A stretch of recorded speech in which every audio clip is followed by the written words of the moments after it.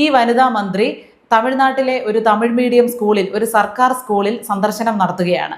അവിടെ ഒരു ക്ലാസ്സിൽ ചെന്ന് കയറി അവിടുത്തെ ആദ്യത്തെ ബെഞ്ചിലിരിക്കുന്ന ഒരു പെൺകുട്ടിയോട് ഇവർ ഇംഗ്ലീഷിൽ കുറച്ച് ചോദ്യങ്ങൾ ചോദിക്കുകയാണ്. ഇതെല്ലാം ഇവർ റെക്കോർഡ് ചെയ്യുകയും ചെയ്യുന്നുണ്ട്, ഷൂട്ട് ചെയ്യുകയും ചെയ്യുന്നുണ്ട്. അപ്പോൾ ഇതിനെതിരെ വലിയ രീതിയിലുള്ള വിമർശനമാണ് സോഷ്യൽ മീഡിയയിലും തമിഴ്നാട്ടിലെ ആകമാനവും അവിടുത്തെ പ്രതിപക്ഷ പാർട്ടികളിൽ നിന്നുമൊക്കെ ഉയരുന്നത്. യഥാർത്ഥത്തിൽ ഈ മന്ത്രി ചെയ്തത് വലിയൊരു തെറ്റല്ലേ? അത് ഷൂട്ട് ചെയ്ത് സോഷ്യൽ മീഡിയയിലൊക്കെ ആ കുട്ടിയുടെ മുഖം പോലും ഒന്ന് ബ്ലർ ചെയ്യാതെ അങ്ങ് ഇടുകയായിരുന്നു. ചേട്ടായി നമ്പർ മറക്കണ്ട, ഞങ്ങൾ തന്നെ ചോറ് തന്നെയാ, നീ എന്തിനാ ചെയ്തതെന്ന് മാത്രം പറഞ്ഞാൽ മതി. എല്ലാവരും എനിക്കെതിരാണ്, ഞാൻ പറയുന്നത് ഒരാളും വിശ്വസിക്കുന്നില്ല.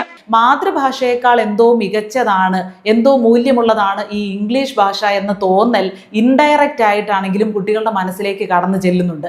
മാതൃഭാഷ സംസാരിക്കുമ്പോൾ എന്തോ ഒരു ലോക്കലായിട്ട് കാണുകയും എന്തോ കുറഞ്ഞതായിട്ട് കാണുകയും ഇംഗ്ലീഷ് സംസാരിക്കുമ്പോൾ അതിനെ എന്തോ കൂടിയതായിട്ട് അംഗീകരിക്കുകയും ചെയ്യുന്ന ഒരു പ്രവണതയായിട്ടാണ് കുട്ടികൾ ഇതിനെ കാണുന്നത്.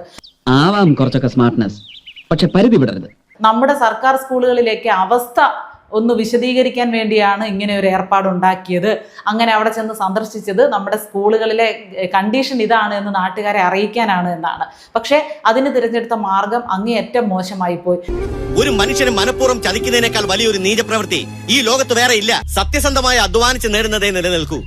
അല്ലാതെ മറ്റുള്ളവരെ ചതിച്ചും പറ്റിച്ചും കുറുക്കു വഴിയിലൂടെ വിജയിക്കാൻ ശ്രമിക്കുന്നത് കഴിവുകെട്ട ഭീരുക്കളുടെ ലക്ഷണമാണ്. ഈ മിന്നൽ പരിശോധനയൊക്കെ ആശുപത്രികളിലും സർക്കാർ ഓഫീസുകളിലും ഒക്കെ നടത്തുന്നത് പോലെ സ്കൂളുകളിലും നടത്തുന്നതിൽ വിഷയമില്ല. പക്ഷേ കുട്ടികൾക്ക് അവിടെ അടിസ്ഥാന സൗകര്യങ്ങളുണ്ടോ എന്ന് ആദ്യം നോക്കണം. കുട്ടികൾക്ക് പഠനത്തിനുള്ള സാഹചര്യമുണ്ടോ, അവിടുത്തെ അധ്യാപകരുടെ ക്വാളിഫിക്കേഷൻ എന്തൊക്കെയാണെന്നൊക്കെ നോക്കണം. മേലിൽ ഇത് ആവർത്തിച്ച പിന്നെ ആവർത്തിക്കാൻ നീ ഉണ്ടാവില്ല.